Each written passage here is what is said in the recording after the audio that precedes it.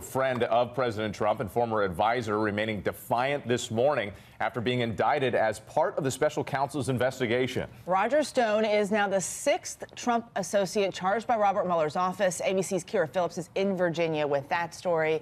Kira, good morning. Good morning, Eva. He's an eccentric and controversial fixture in big-ticket politics, known in equal parts for his merciless tactics and vintage style, and a player in 5 presidential campaigns.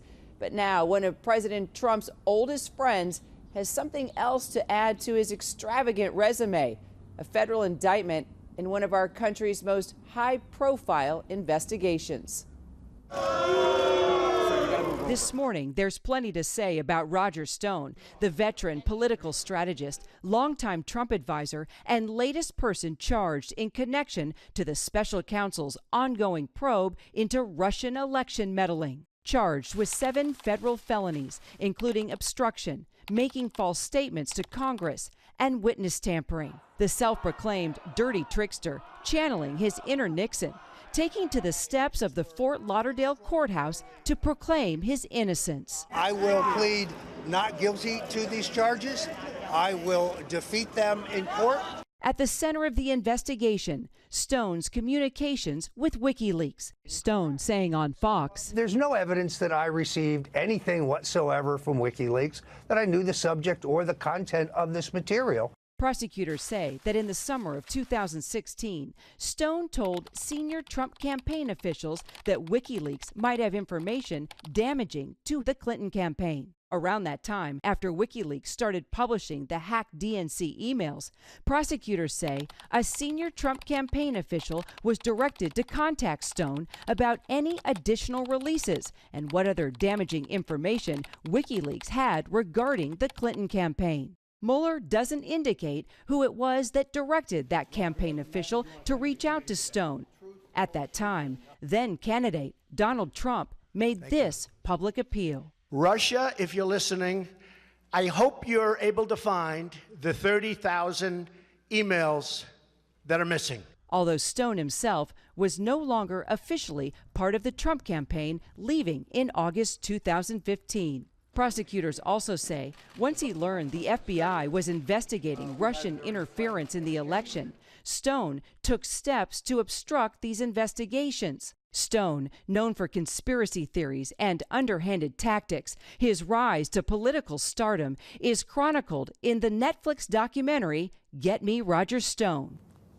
And just to be clear, nowhere in this indictment do prosecutors allege the Trump campaign coordinated with Russian efforts to sway the 2016 election. And Trump tweeting once again yesterday, not surprising, that the investigation is a witch hunt and denied any collusion. Eva? All right, Kira Phillips in Virginia for us this morning. And joining us now is ABC senior legal correspondent and analyst Sunny Hostin, who is also a former federal prosecutor. Let's get right into this. In his news conference, Roger Stone said the charges were completely false, and he really went after how it was all, saying it was politically choreographed the way it all went down. Could the special counsel be that wrong? Well, I certainly believe everyone is innocent until proven guilty, but the special counsel has a pretty good track record. We're talking about 37 people already indicted. 6 Trump associates have been charged with making false statements. Mueller's investigation has exposed illegal schemes across international borders, produced more than 100 criminal charges. I've read this indictment, Eva. We're talking about a 24-page indictment chock full of details, charges.